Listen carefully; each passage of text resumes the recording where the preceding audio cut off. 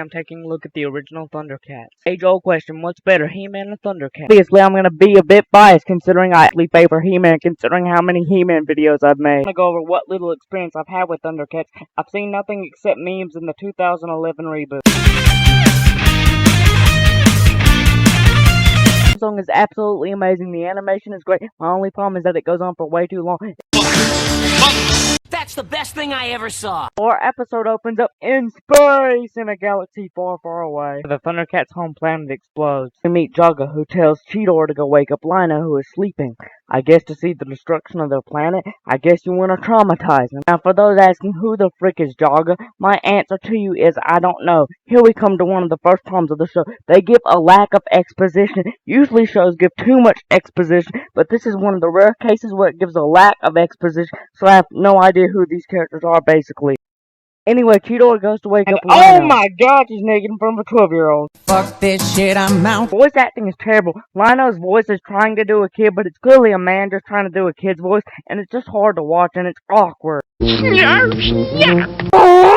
I'm talking about Snarf Snarf, the person that makes me want to rip my eyeballs out. 3 main reasons why I hate Snarf Snarf. 1, his voice, and his design, it's so ugly. And 3, he repeats his name over and over, just like a Pokemon. And that's what seals the deal for my hatred of. I just hate when characters repeat their names like a daggone Pokemon. My Jaga wanted Lino was to give him a magic sword. The monsters show up that want the magic sword. Luckily, Lino easily defeats them. They need to find a new planet, so why haven't they picked Earth? But because Earth is a million miles away, they have to go into stasis, but one person has to pilot. That's Jaga, and Jaga dies through the long journey. And that's the biggest problem. The character dies without us getting to know him, and they want us to feel sad even though we barely get to know the character, and the delivery over his death just comes off as awkward. Land on Earth, and they wake up in the future!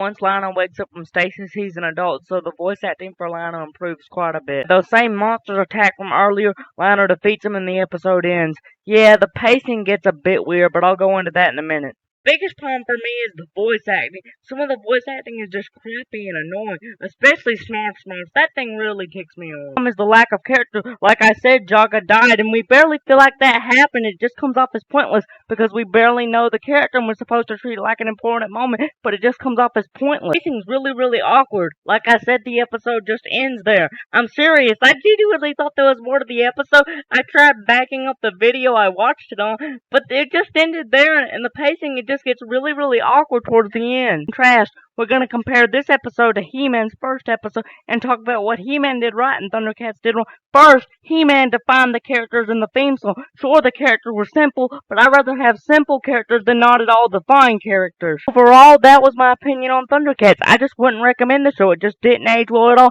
I don't know why people are comparing it to He-Man. He-Man is obviously better. That was 100% real talk. Snarf Snarf annoyed me so much, I genuinely thought about canceling this episode because I didn't think I could make it through. I've listened to a lot of annoying characters in my past, especially considering I watched SpongeBob basically all day and night, but I could just barely handle Snarf Snarf. Well, that about wraps up this review. Snarf Snarf, you're gonna pay for making fun of my shoe. Jarvis, play them.